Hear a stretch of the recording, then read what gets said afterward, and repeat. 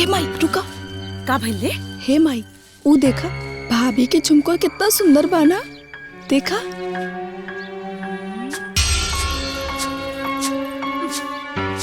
अब नीक होके चाहे नेवर अपने के का लेवे देव के बा। हाँ? तोहके ऊ झुमका नीक लगत बा का? हाँ ना माई, तभी तो कहा था नहीं हमार झुमका देखा और भाभी के। तब का बुझौलिया बुझावत हूँ। साफ साफ कह दू ना कि ऊ झुमका तोहके चाहिए। अब ये दिवावत है। ए दुल्हन। जी अम्मा जी। यहाँ आवा जी।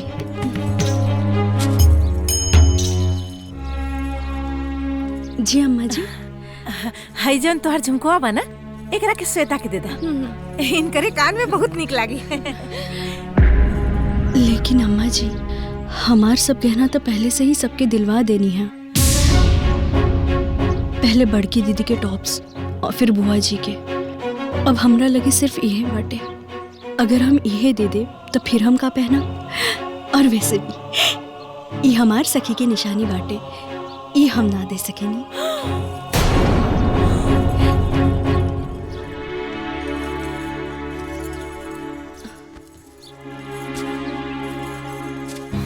तू घबरा जिन बिटिया। सांझ ले झुमका ना हम तोहरा के दिवाइये के छोड़ब। सांझ ले झुमका ना तोहरे काने में झूली। ठीक है, हमू देखा था नहीं सांझे ले तू का कर लेवे लू।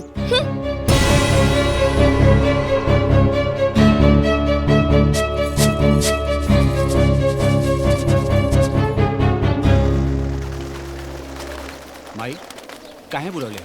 अरे यही खातिन बोलौनी हाँ कि अपने मेहरारू के सहूर गुण सिखावा कि बड़ छोट के साथे कैसन व्यवहार कइल जाला। हैं भला बतावा हो ई काल का आइल दुल्हन ऐसे जवाब सवाल करत बाड़ी।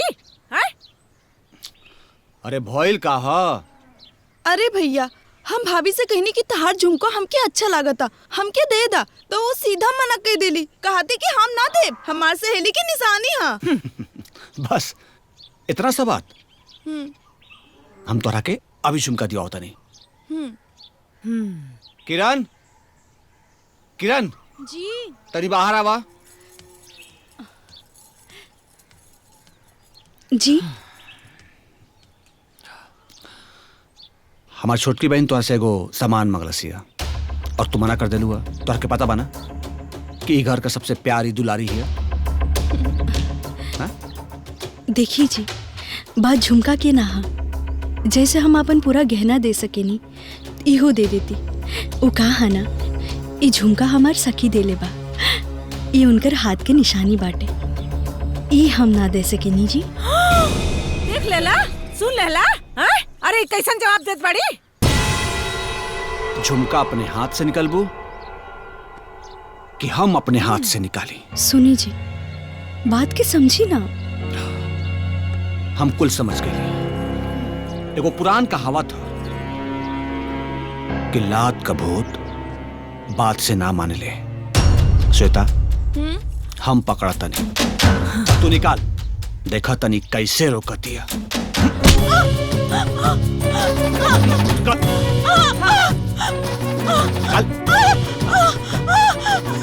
निकाल फटाक से।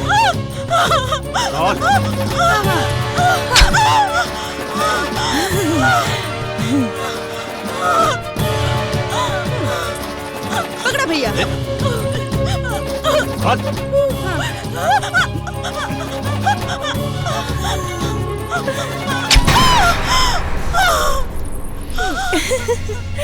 सखी की निशानी। चल माई। और सुन, अपन सखी से बोल दी है कि अपने हाथे से दूसरा निशानी बनवा के तोरा के भेज दे।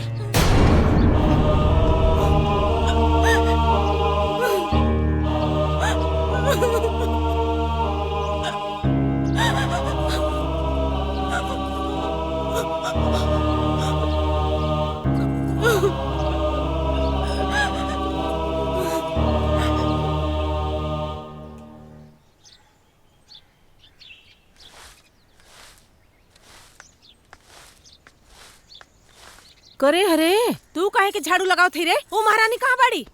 उ महारानी की तबीयत खराब बा, आराम करतानी। का भइल उनकरा के? उल्टी आवता, चक्कर आवता। ई नौटंकी कैले हुई। सुन, हाँ ऐसे समझ में न आई। जो जाके महसूस कर देना कि जाके डॉक्टर को बुला लिया होता। अब हइये दूध का दूध अब पानी का पानी हो जाई।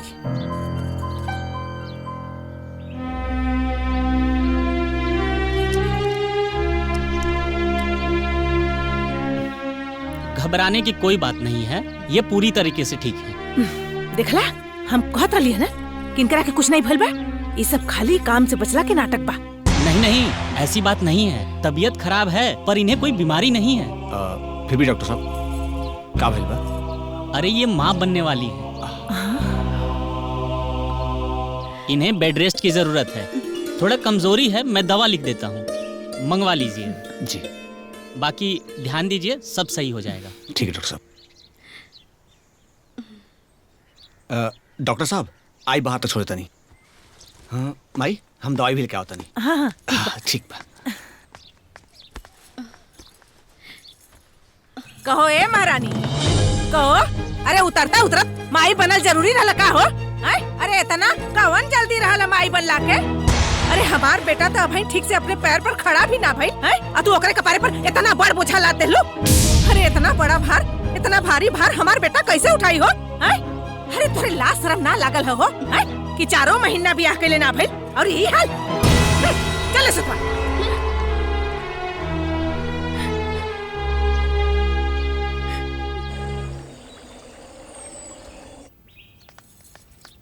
हाँ कहो ए महारानी, अरे कुल खेला रच के यहाँ पलंग पर चढ़ के आराम फरमाओ थे वो।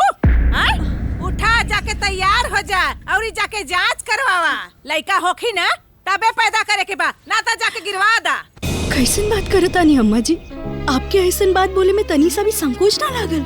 ये हमार कोख के पहला संतान बाटे और आप चाहता नहीं कि हम एकर हत्या करा दी। हम ऐसा ना कर सकेनी, चाहे लड़का हो के या लड़की, हम पैदा करब। हम माई बानी, कसाई ना। अच्छा, बड़ा माई फैल है वो। अरे अभी ले दहेज के सामान तो मंगवाइबे न कैलू। और ये बेटी पैदा करके हमरे बेटा के कपारे पर बोझा लदबू। इज्जत से जाके तैयार हो जा, न तो हमसे बुरा क्यों न होई। कह देता नहीं। ज्यादा नाटक करे की जरूरत नहीं के, जल्दी से तैयार हो जा। आखिर बात के पतंगर बनाओ, का जरूरत है तो के?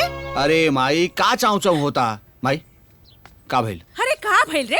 ये महारानी के कहत बड़ी कि जा जाके जांच करवावा, तो उल्टा हमरे के ज्ञान देत बड़ी। कहत बड़ी कि जांच ना कराई।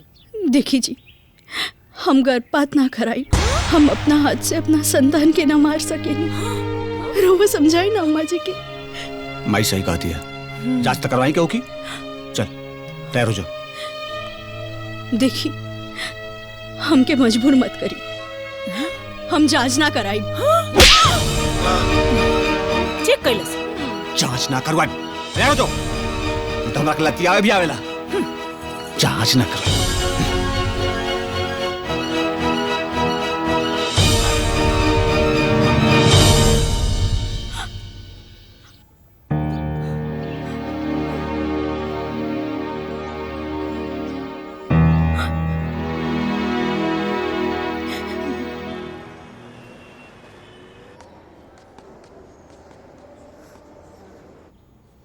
आइए।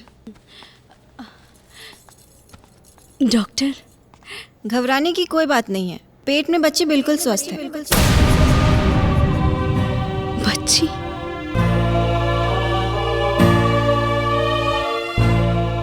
बच्ची?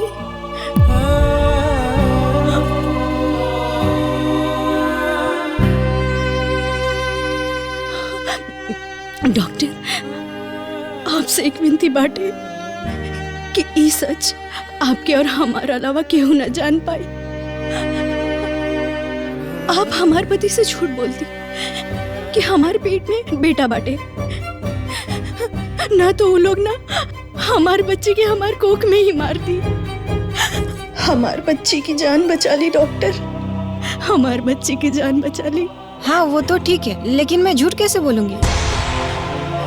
डॉक्टर, केहू के जान बचावे खातिर कहल झूठ 100 सच के बराबर हो गेला डॉक्टर।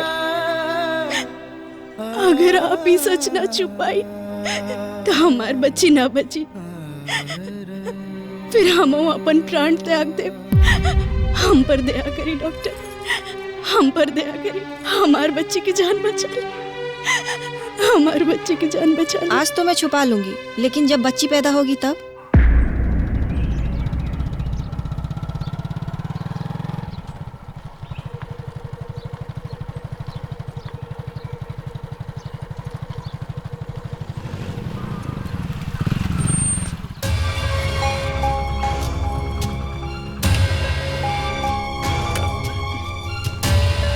का भइल हो? जांच हो गई? जी अम्मा जी। का कहले डॉक्टर? लड़का बा।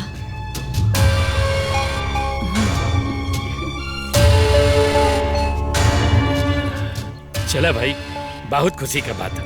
अब हम दादा बन जाए। हाँ हाँ बाबूजी, और हम बुआ बन जाए। हाँ माई, अब तक ते खुश बाड़े ना? अरे दादी बने वाले बाड़े। हे, दादी बने वाला बड़ी बहुत खुश बड़ी की, जैसे लगत बाकी हमके सोने का खजाना मिल गइल बा ना। है? अरे जौना चीज में हमार खुशी बा ना, वो कत्ते नहीं के बा। ए महारानी से बतियावा ना तो बार बार एक ही बात बोलेली है कि हमारे बाबूजी व्यवस्था करत बाड़े। पता नहीं कहिया लेकर बाबूजी व्यवस्था करी हन। लागत बा अब अंगुरी टेढ़ा कर ही की पड़ी, तबे घी निकली। अरे तकार ना, के रोका लेगा? हाँ तो कर ही की होगी।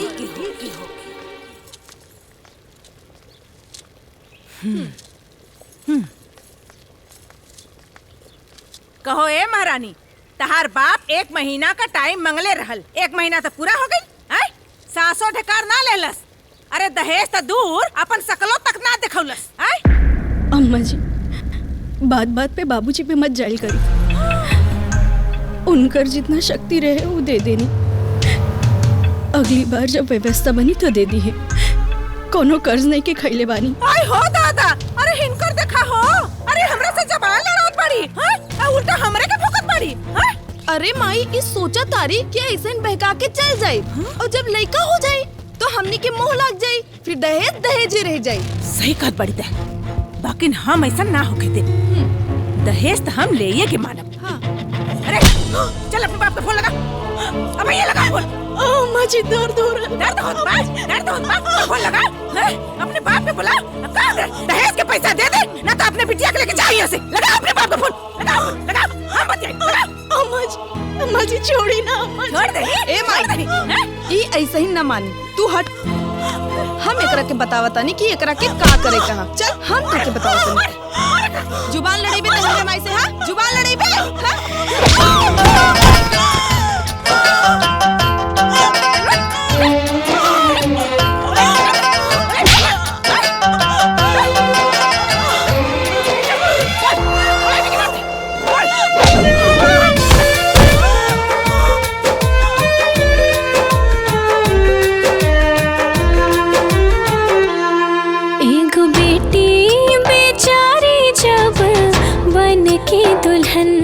लाख सपना सजा के चली पिया के भवन।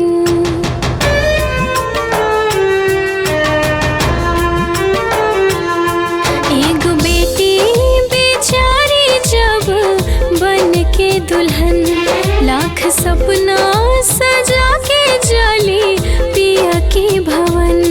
खिलखिलाती कली मुरझा जाली हो, खिलखिलाती कली मुरझा जाली हो। जब कसाई के खूंटा बंधा जाली हो, जब कसाई के खूंटा बंधा जाली हो।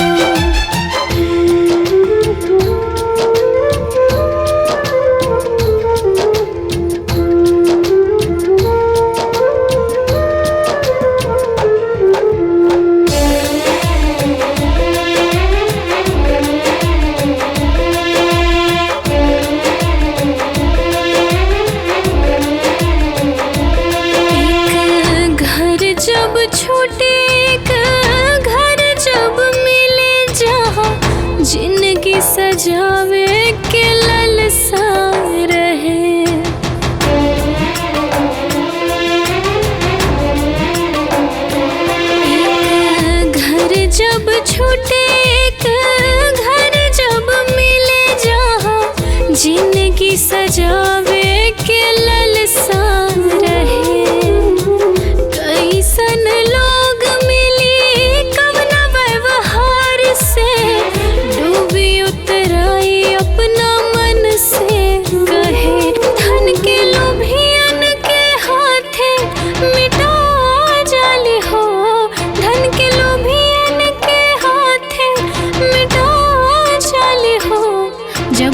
कसाई के खूटा बंधा जाली हो, जब कसाई के खूटा बंधा जाली हो।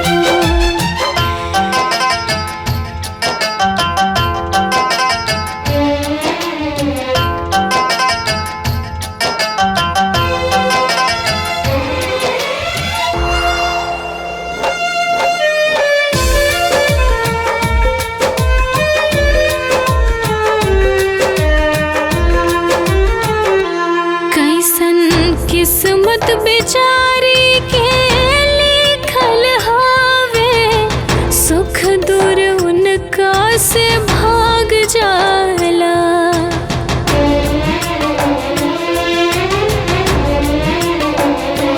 कैसन किस्मत बेचारी के लिखल हावे, सुख दूर उनका से भाग जाला।